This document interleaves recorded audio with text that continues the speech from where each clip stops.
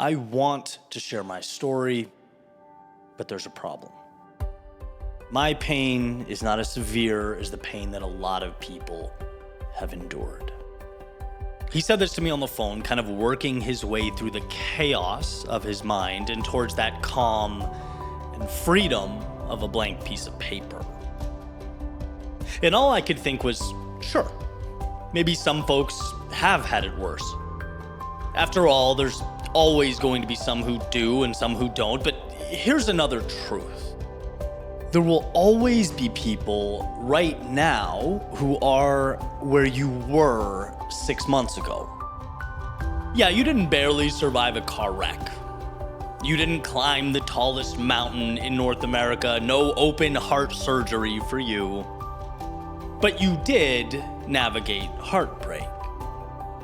And you did lose yourself and your purpose in your direction. And you did look in the mirror and ask yourself how in the hell you were going to put these pieces back together.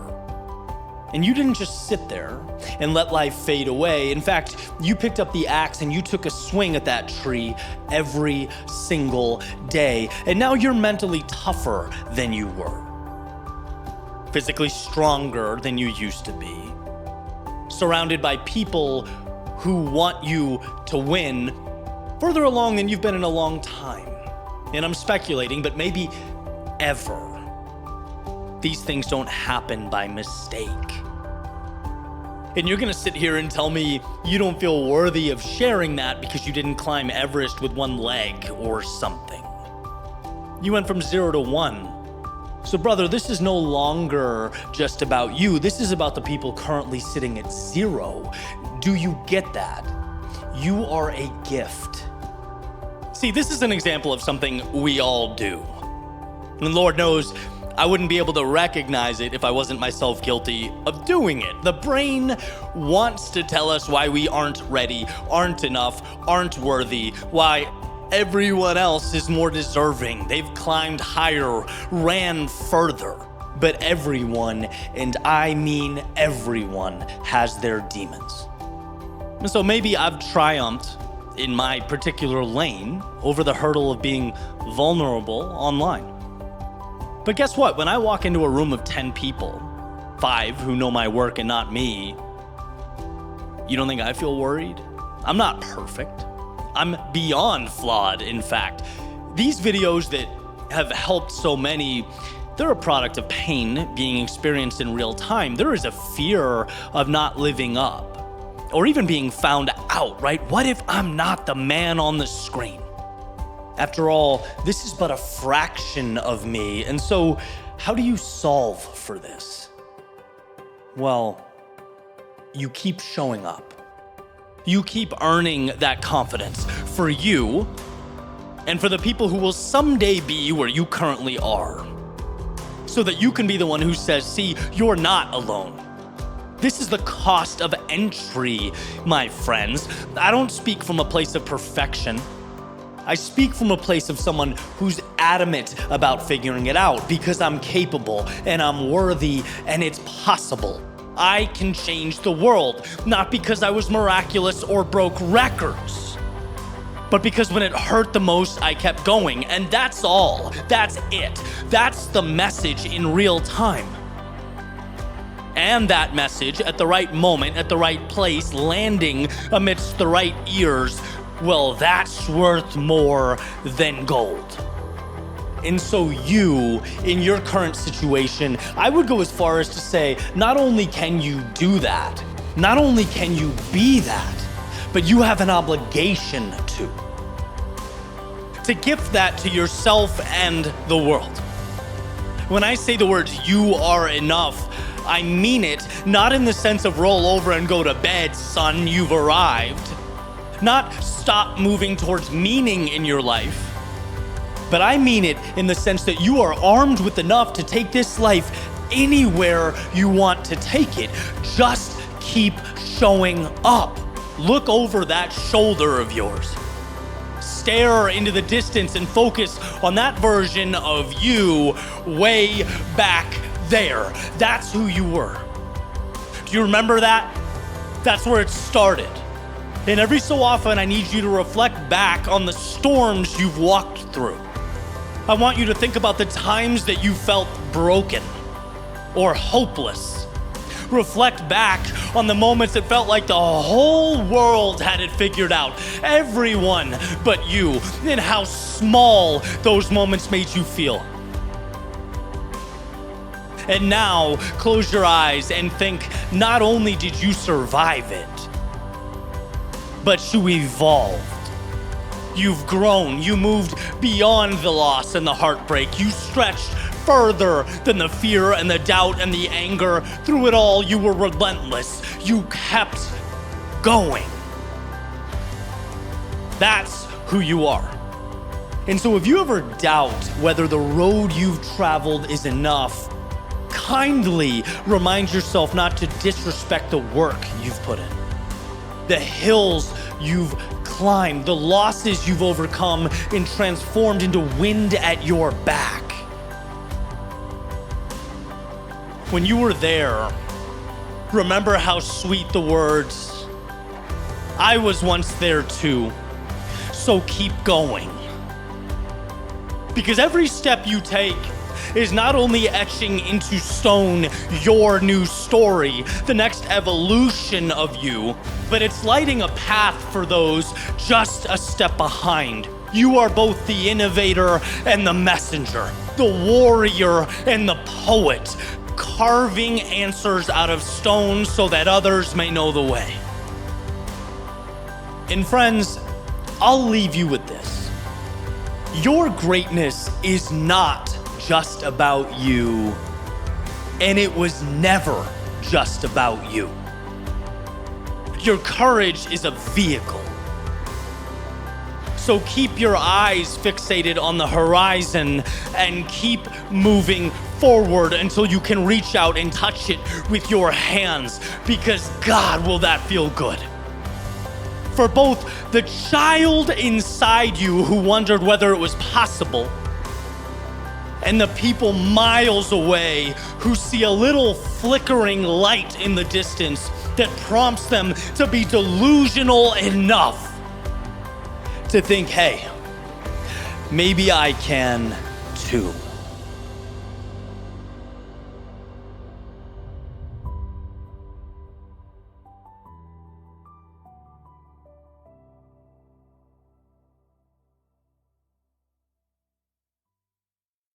Behind our house, there were rolling hills, as far as the eye could see. And we would run them, we would run up and down until the sun disappeared over the horizon and we couldn't see our hands in front of our faces. In a sense, it bothers me that 25 years later, I even have to ask why something so simple and elementary could be fun. How something so out in the open could be profound, something so basic. Oh, how we've flipped the script. Now, today, I build and scratch and claw and fight and chase and seek and climb. But my soul just wants the hill. And you might hear that and think, well, how tragic to live in that gap, to exist without that which you so deeply desire. But let me reframe the scene. I never gave up the hills, and neither did you. They're there, covered in complexity, deemed at some point to be just a little too simple, a little too elementary, so we built on top of them. We laid a foundation of external expectations. We erected structures that would bring us validation. In other words, we built someone else's world on top of our own, called it a day. And as been one of my favorite sayings, two things can be true at once. Moving into the world means responsibility. It means more complexity. But it doesn't negate the fact that the precious things are the simple things. And while we often spend our days fixated on distant horizons, looking for those things, I continuously find that they're often under our very feet, the ground we walk on. It might be more conventional to look back on those moments as, childish, as kids doing what kids do, but I see it as more. In fact, I see it as the essence of life, the reason we're here. It need not be abandoned. And when you close your eyes, I wonder what that looks like for you now.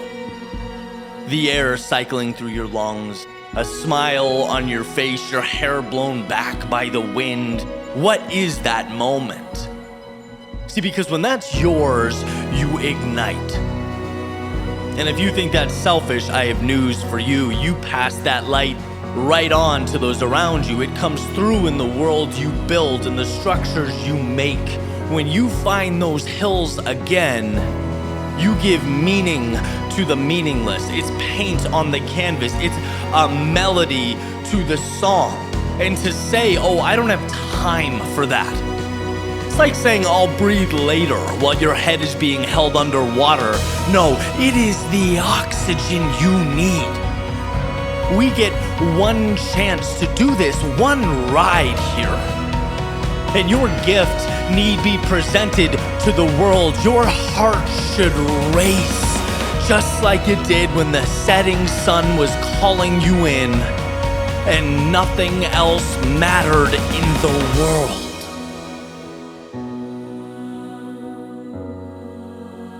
The entire universe is rooting for you to find those hills again. You have everything. You are everything you need.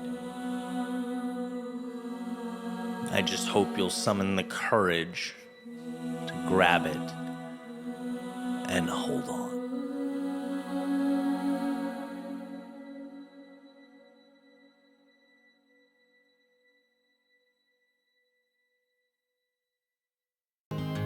Create like you're going to throw it all away. Like not one word matters. Like there is no audience. Because when you do it for yourself and yourself only, you can finally do it honestly. In so many ways, courage is just honesty. I think the inclination is to hide from our shadows, to attempt to outrun them, leave them behind.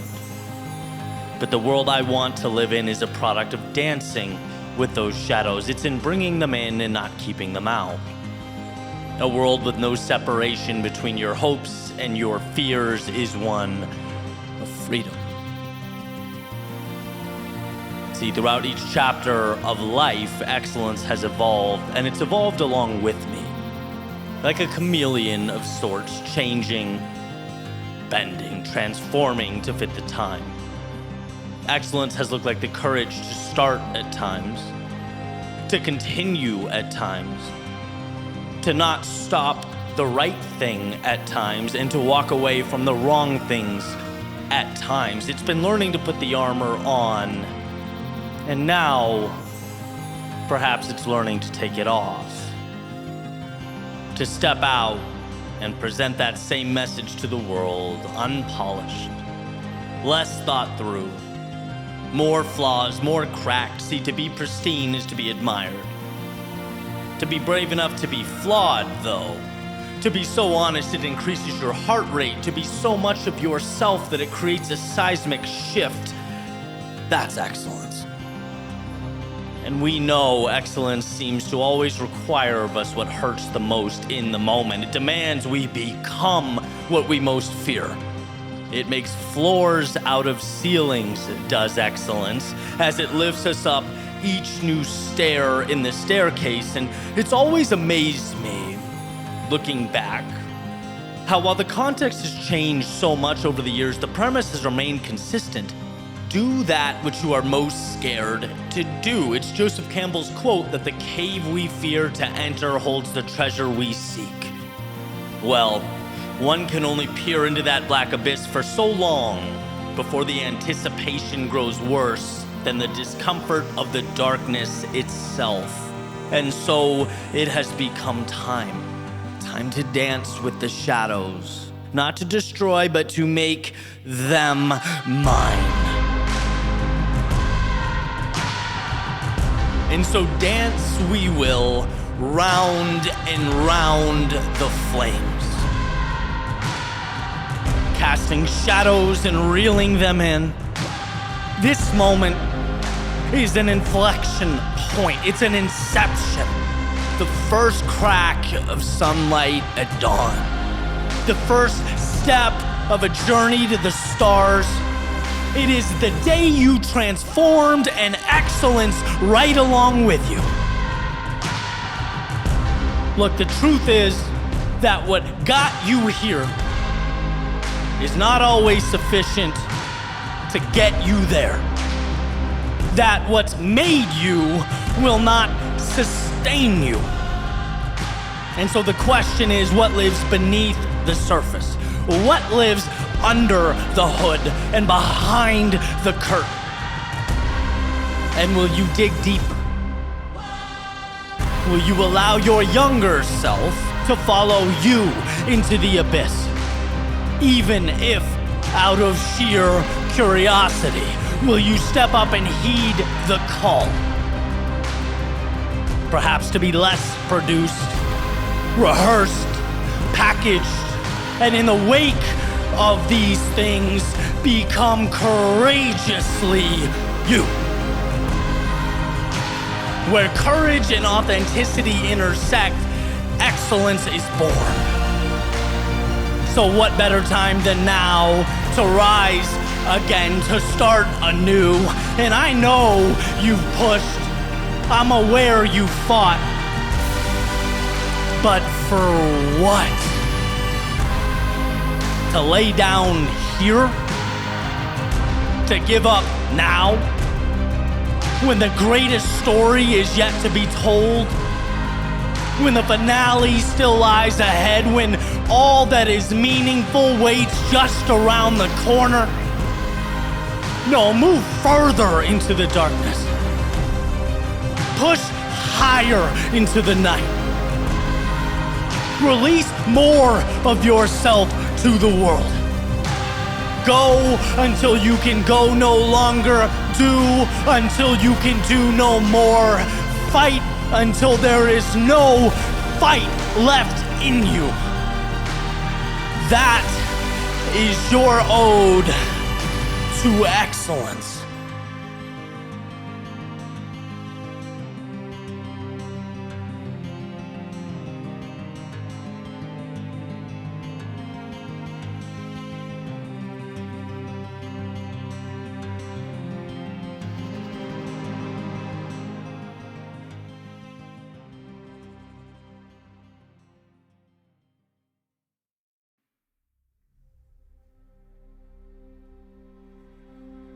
What is the difference? When I think back to the first time I deviated from my comfort zone, my routine, I lost the certainty in my life. And as much as I wanted to go back, I remember telling myself, one more day, just one more day, until someday became the current day, and that made all the difference. Day one, starting my company, I remember turning the camera on and feeling so lost saying words into a microphone that I almost didn't press record. But I did. Until one day I realized not only was it bearable, it was my purpose. The vehicle that transported my thoughts to the world, and that made all the difference. During the times when some of the projects I invested the most time and energy into flopped, I remember almost saying, this isn't for me. But I kept creating. I kept creating until I found that intersection of what I love and what adds value to the world, and that made all the difference. What's crazy is how small a decision That difference seems in the moment, how insignificant the decision feels as one stands and looks out from their doorway. The difference between going and not going, stepping out or staying in, making the move or waiting one more day. That difference is sometimes disguised in a cloak of triviality, but do not be fooled. The little decision to move forward, to hang on when your ego is screaming at you to just let go, walk away, find some semblance of comfort and predictability. Those decisions to endure in the moments of hardship are what we come to look back on as the turning points that reshaped and redefined life as we know it. The courage required to make the call, release the video, register the business, send the message, reconnect with that loved one, deviate from what your friends are doing. All those things, they may seem small enough now to spend a minute or two thinking about before moving on to our routines and what we are comfortable doing. After all, it's easy to disregard the small things, but the acorn that becomes the oak tree is small. We must, along with the current reality, see the potential in what those things become. And sure, there are times where the present and the ideal are so different that it seems almost incomprehensible. But how do we get there? We get there by making the little decisions that will ultimately make the greatest difference. You are always one decision away from that evolution. So next time you find yourself looking down at the step in front of you, the step you know in your soul is the right step, remind yourself, yes, it sure would be easy to walk away here. It sure would be easy to turn back. Yeah, it's just one tiny step. But in totality, it's exponentially more than that. It's the lifeblood of your new reality. The water to your seed, the oxygen to your lungs, the crossroads in front of you will be, with your permission, the beginning of something larger than life. It will ultimately be the difference.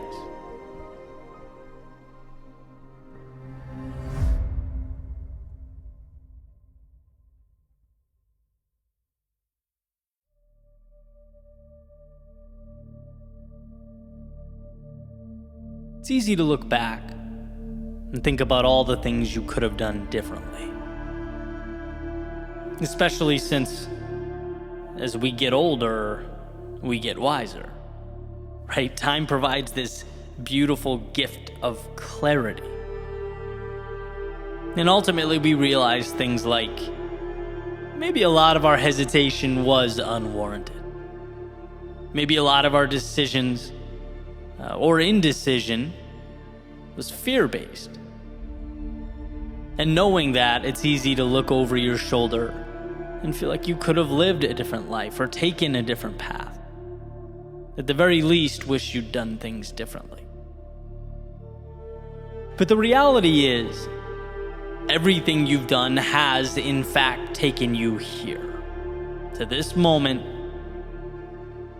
And when you dwell on the past, the should-haves and the could-haves, you completely diminish the power of right now, the current moment. You completely underestimate the knowledge and the wisdom you've been collecting for years, whose single job is to assist you in your next move. It's a compounding of experience. The good, the bad, and the ugly has landed you right here, right now, and how beautiful right here is. The infinite blank page. The forever fresh start. And that's not to say the past doesn't matter. It's to suggest that your prior discomfort, your mistakes and lessons have equipped you to deviate from the routines and the cyclical nature of your past. Right? The past is a gateway to now, not a life sentence. And there's a difference. You say last year or last month or last week is valueless because you did X when you should have done Y. I say to that, doing the wrong thing has positioned you to now do the right thing. Potential energy, right? Like a spring being pulled back tighter and tighter and tighter, awaiting its opportunity to propel forward. You don't get that without those could haves and should haves. They're integral to the process. The reason you'll be different moving forward. You can say, I wish I'd taken more chances. I wish I was bolder. I wish I followed my heart. Two pieces of news for you. One that's fantastic. It seems as though you're now aware of those times you fell short and can therefore mitigate them moving forward. And two, you're not dead yet. We have to stop looking at yesterday like it's anything but a ladder to greater competency. The gymnasium for your decision making. Anyone can cherry pick the past. But the practical me asks, what does beating yourself up about what's gone do for you? What does it add to your life? Except for enabling and legitimizing the same identity you're looking to evolve and move on from. See, we don't limit ourselves because of right now. It's always because of yesterday. Look what happened. Look what I lost. Look how things turned out. And it's like, take the data and trudge forward. You now have the tools to move right into that darkness of night. And in 5 years, you'll look back and sure, you'll wish you did things differently. And same 5 years after that. But that's why life is a journey and not a standardized test. We are picking up the pieces as we go, painting the masterpiece one brushstroke at a time. And even though you might wish yesterday's brushstroke was a different color, a little darker, different shade, it's just as valid as all the others in contributing to the mural in its totality. So sure, be your greatest critic. But be your greatest ally as well. And that calls for being bold enough to let go of what's gone. Extract the value from yesterday and use it to build now. Something, anything, that's up to you, but hear the message. It's up to you now. Not who you were yesterday or what you did, not how people saw you or how you used to live your life. You have an opportunity now to go wherever your heart desires. Stronger and wiser at this point in time than you've ever been in your life. So rather than dwell on what's gone, how about asking how you can take those pieces of yourself and build again.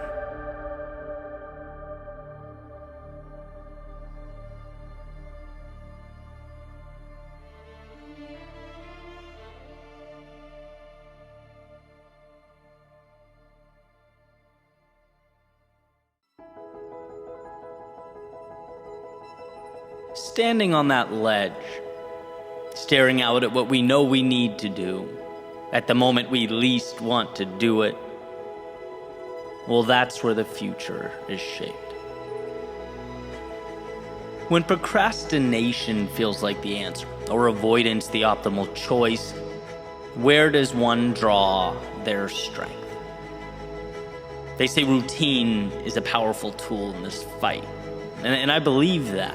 When something becomes habit or part of the process, instilled in the day-to-day, there's just simply less room for negotiation. We show up with our eyes on the prize. But here's the thing, we are human. there's simply going to be days when the world pushes back. Life is a game of complexity. It's unpredictable. You want to talk about the good days? Fine. It's easy to show up when we're feeling good. And thankfully, those days outnumber the others, right? Creating the bulk of our consistency, 10,000 hours. But not all of them. Life is about momentum. Myself, after coming off a pretty terrible weekend for a variety of reasons, I found myself on that ledge again. When the alternative route made itself known, where it felt mighty tempting to call it off, take a break, where my worldview had come into question, I had to ask myself, who are you? Really? It's easy to rationalize walking away in these moments. In his book, The War of Art, Stephen Pressfield says, our job in life is not to shape ourselves into some ideal we imagine we ought to be, but to find out who we already are and become it.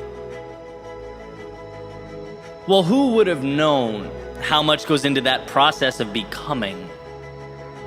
How committed we have to be to the road before us, and not only when it's sunny, but when the skies are dark and gray. And how if we allow ourselves in those difficult moments to say, sometimes it's okay to wave the white flag, it's okay to walk away, then you leave the door cracked to make that same decision at any other point in time. Right? Quitting, conceding can very easily become a habit. And a habit we want to avoid at all cost.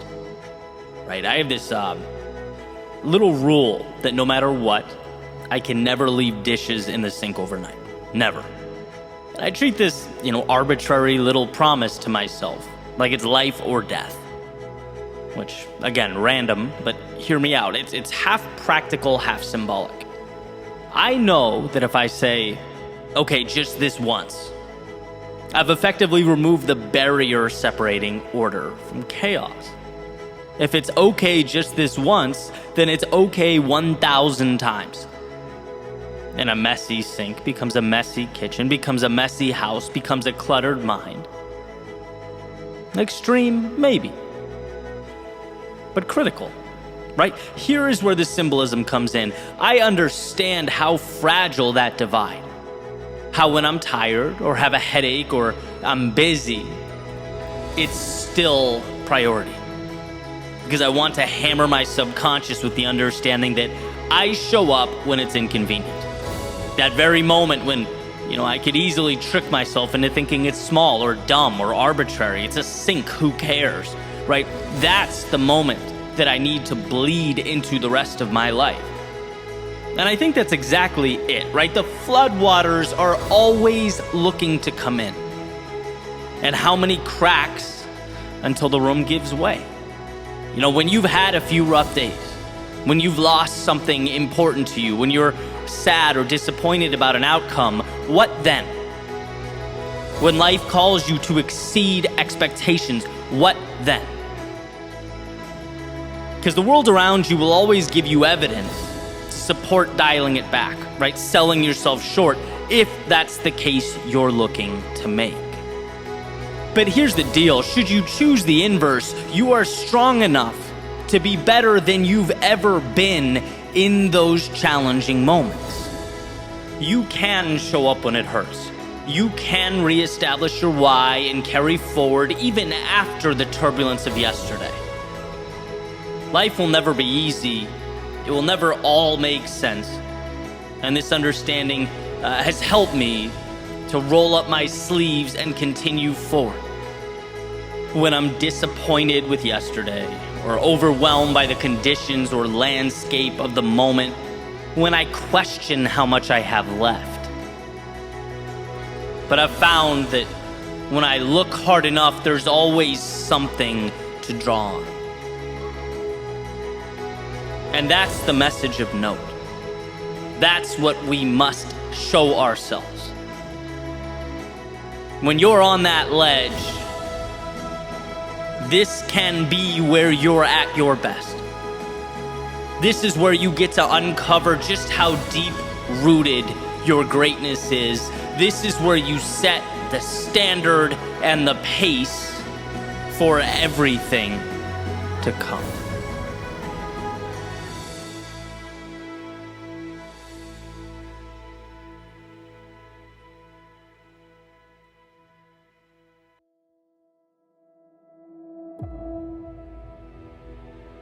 Most often, our greatest source of pain comes not from the moment, but what we suspect that moment will mean. It's not the situation, but in how we perceive the situation. And this is an idea or a concept that I connect pretty directly with fitness or running, simply because that's where, to me, it's most apparent. It screams at me. So being that I run quite a bit, let's dive into that.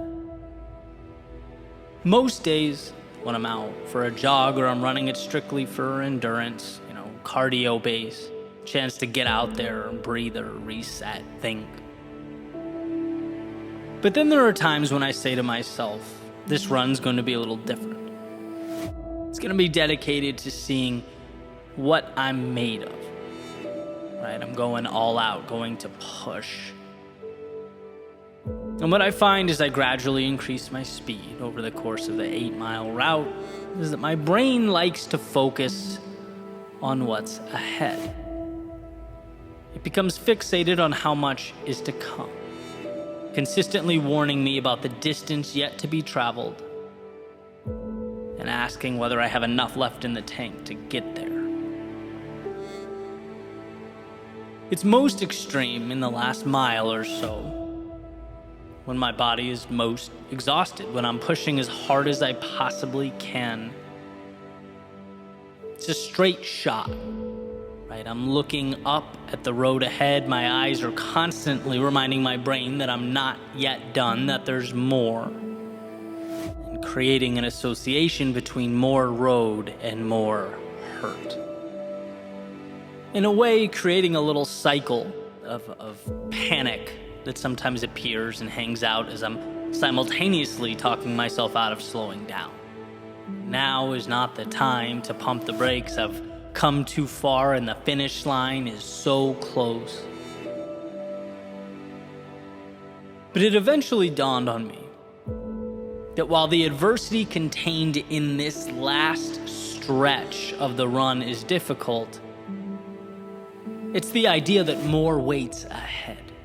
That's what hurts the most.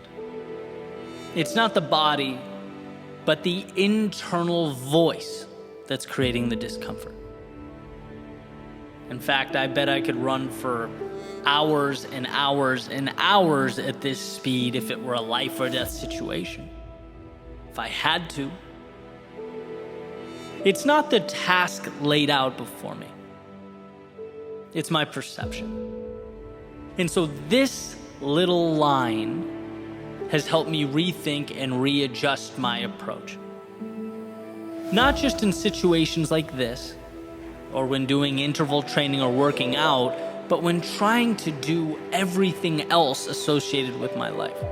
Grow my business, build a brand, nurture relationships, push boundaries in any other aspect of what I do. 3 words. Stay within yourself. It goes to the idea that your job is so incredibly simple that it's almost insulting. Put one foot in front of the other. Sure, look up so you know where you're going, but you don't need to analyze or interpret or dissect. There's no gap between there and here, then and now. There is only this moment. And so step. Again and again and again. When the brain starts thinking about how much is left to to go, I've betrayed the mantra. Nothing external is allowed. Stay within yourself. You have a job to do, and you're capable, beyond capable of doing it. But the external must be kept out. The distraction must be kept at bay. And sometimes, when you get it right, you hit this stride, this pace that is equivalent to flying, a rhythm that's unparalleled. Stay within yourself. Step by step by step, the air making its way into your lungs and then exhaled back out into the world when you simplify life down in such a way. Seemingly large things are exposed for what they really are, a mere commitment to do the little things consistently. It's funny to look back on all the places I've run over the years and identify or match the geography with the lesson. The routes with the epiphanies, the maps forever entwined in my life, what they gave me and what it meant as I took it all forward into the world. And here we are again, new chapter, new lesson. Then after the shoes come off, the rest of the day commences this little stretch. This last mile plays the role of mentor. Eddie, simplification is everything, it says. The hard thing is not that hard because it's not that big. It's not that complex. Your monsters are self-created. Your hurt isn't a spotlight on the now. It's pointed at the road ahead. It's asking, what if things go wrong? It's asking, how long can this be sustained? It's asking whether I have the strength to endure this. Every question breathes life into an adversary that has no business existing in my world. They're not helping me get to any finish line. In fact, they're that negative self-talk I try so hard to mitigate. Except here they are, very good at disguising themselves as reality, as just facts of the case, but they are not. They don't belong anywhere near me or around me. Breathe and step. In fact, I need to deconstruct the world around me down into one word: now. And what you find when you remove the emotion, the excess, is the simplicity of the task at hand. Maybe not easy, but simple, and complexity is the enemy of progress. Right now may not be comfortable, but at least you're operating with clarity, and that is always enough to simply carry on, to move forward, to stay within yourself. And that's what this is all about, asking the question, where are you letting what's down the road get in the way of what you're doing now? Where are you letting the pain of what's not yet here, the pain of roads not yet traveled, keep you from doing something that is 1,000% in your wheelhouse, that you are capable of? See, in this example, it's to breathe and step. It's to, in a sense, turn the mind off and go into autopilot. Find the pace and hold the pace. But the question is, what is your last mile? What metaphorical race are you running? Have you identified, one, the finish line, and two, what needs to happen right now to get there? Forget about the gap. Right now. What is the simple solution? What is required of you in this moment? And perhaps most importantly, what needs to be pushed out and mitigated? It's often true that we stagnate not because we don't have the tools or ability, but because we're oversaturated with the wrong things, the wrong routines, the wrong thoughts. The best way to break through that self-imposed wall is to actually build walls that will prevent complexity from even attempting to rear its ugly head. What is your run, breathe cycle? So stay within yourself, because when you do, you see how strong you are. Stay within yourself because you are the author of your story. Stay within yourself because all you need is now to push forward. Stay within yourself because that is where the power lives. Stay within yourself because the only way to lose is to let the external in. Stay within yourself because at some point that road will have been traveled down. The finish line will have been crossed. And it will have been precisely your ability to condense it all down into the simple, the ground under your feet that allowed you to get there. Life tried to pull you 1,000 different directions, tell you 1,000 different stories, but you pushed it all away, found that power within the moment, and stayed within yourself.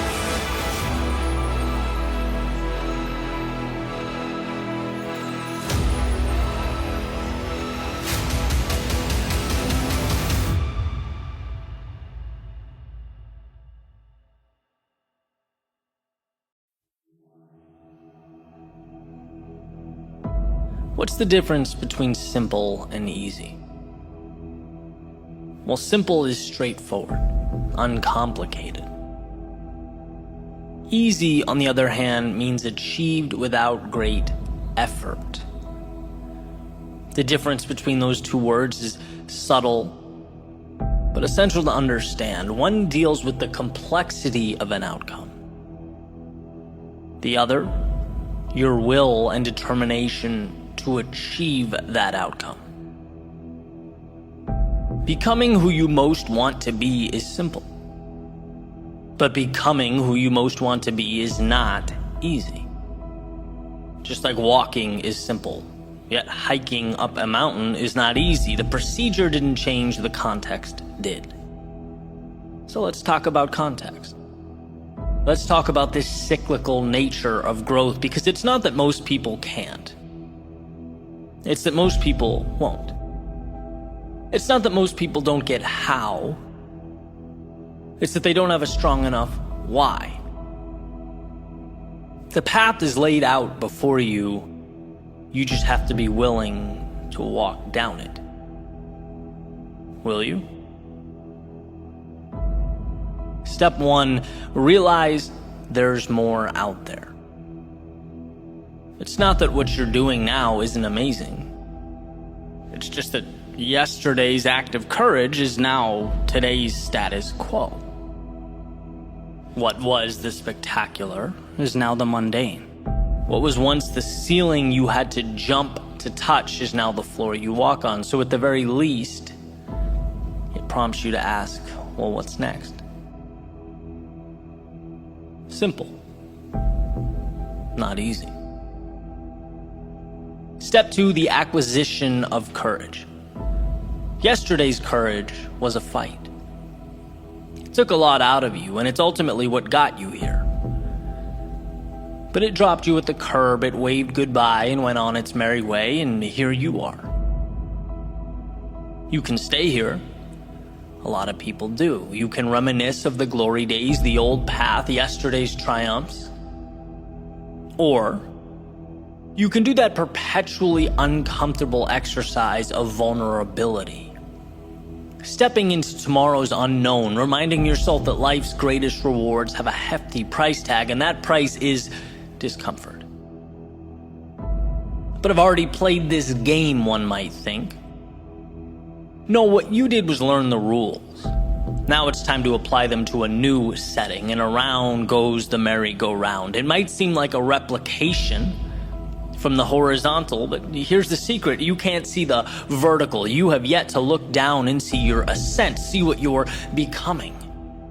just by staying on, holding tight, just by believing in yourself enough to begin again, you are fanning those tiny flames of courage in your soul that wait to be spread like a wildfire. Simple, but not easy. Step 3, mistakes.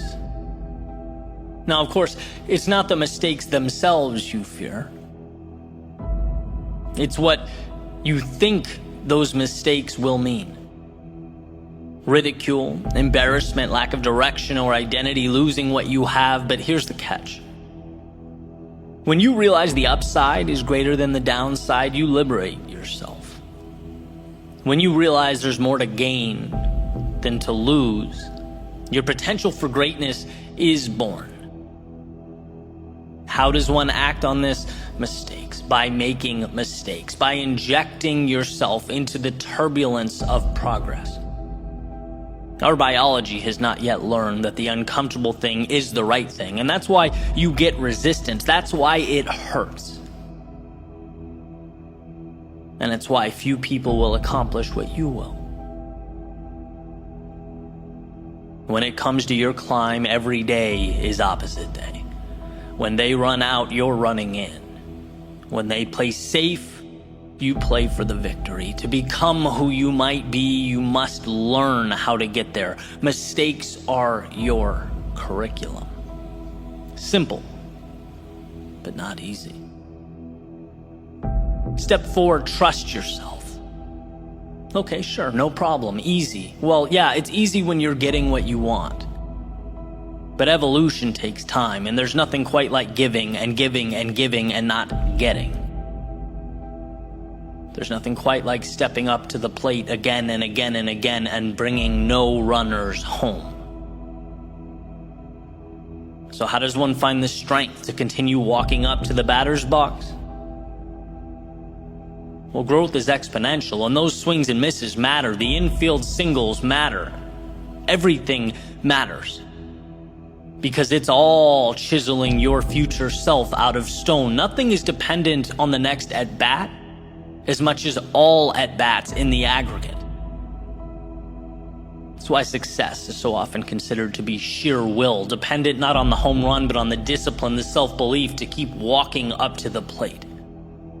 Repetition and adjustment. Repetition and adjustment. Repeat and refine. Repeat, refine. Those are the materials from which all things are made. Simple, but not easy. And then we have the finale, the ending, step 5. Celebrate and adjust. At some point, you'll be able to look over your shoulder and notice something that perhaps you hadn't before. Space. Space between where you are and where you started. It's not sudden, but gradual. And undoubtedly, with enough persistence, it will emerge. These moments, they are precious. They are times to acknowledge what you've accomplished, the sacrifices you have made. They are life's way of reminding you what you are building and who you are becoming. It's a time of celebration. Every little win means something. Every small victory matters, so relish in it. And then transform it. Normalize it. Recognize that mountaintop is your foundation now. Your starting point has changed, and so have you, which means so have your expectations. With an increase in ability comes an upgrade to what's possible, what's expected. And look at that. We have arrived at a new step 1. Realize there is more. This is the process for capturing that which life has to offer. If you can fall in love with that, appreciate it, respect it, while simultaneously understanding it's not scary, it's dependent entirely on your ability to push forward. If you can understand that, there is nothing you can't do. Nowhere you can't go. Simple, yes. Easy, no. But you're not in this for easy. You're in it for the journey, the growth, the adventure. You're in it because it's not easy. You'll see in time, as will the world. that this decision to endure was simply the best one you ever made.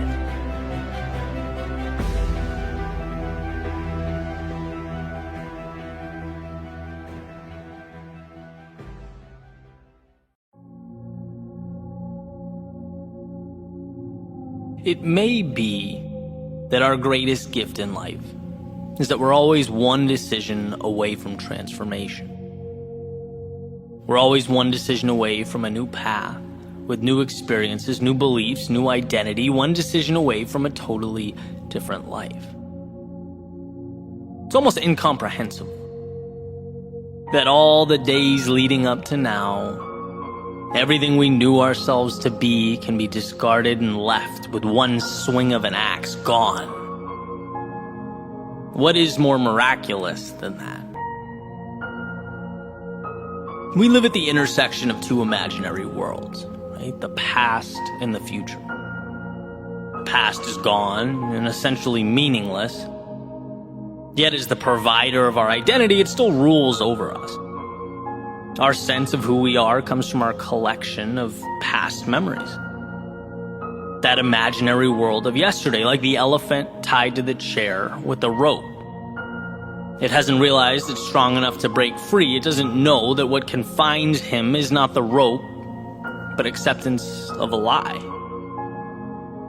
And that's what the past, that's what identity is, a lie. We are not yesterday, we are right now.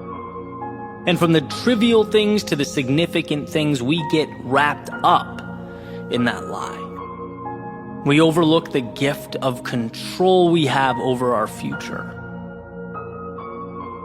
What does it mean to say, I'm not a morning person? That in your past you hadn't conditioned yourself to wake up early? Okay. What does it mean to say, I let people walk all over me? That in your past you didn't stand up for yourself? What does it mean to say I'm awkward or shy or I struggle with writing or running or public speaking? So maybe you did. But what does that have to do with right now? What does that have to do with realizing the control you have over your life? Because simply realizing you can disconnect from these narratives, that they are not you, is a superpower. Realizing that calling yourself a bad student because you failed a test is like never taking off your raincoat because it rained yesterday. It's like, no, the sun is out, adapt. And once you realize right now is the beginning of the rest of your life, you can start making little changes. Identify not who you were, but who you'd love to be, and move towards it. Read The Power of Habit and Atomic Habits so that you can understand change isn't crazy or big or scary. It's moving little things in your life around so that they work for you, not against you. Start waking up and thinking about not what has happened, but what can happen. Not what can go wrong, but what can go right. You are always one decision away from a totally different life because you're always one decision away from change. From walking away from the narratives that you have accepted. And so remember that. But remember it not just when things are fine. Remember it when you're struggling, when you feel restless or uneasy, unsure, uninspired, sad, angry, not content with the reflection in the mirror. When you feel that negativity, you're not looking at what can be, you're looking at what you have been. And there's no room at the table for that distraction. Not when you can reach out and start building something new. Not when you can put on a new pair of shoes and walk down a different path. You are always one decision away from a totally different life. And that decision should be first and foremost to choose future over past. Your next step over the last one. Choose your ideal world and start building.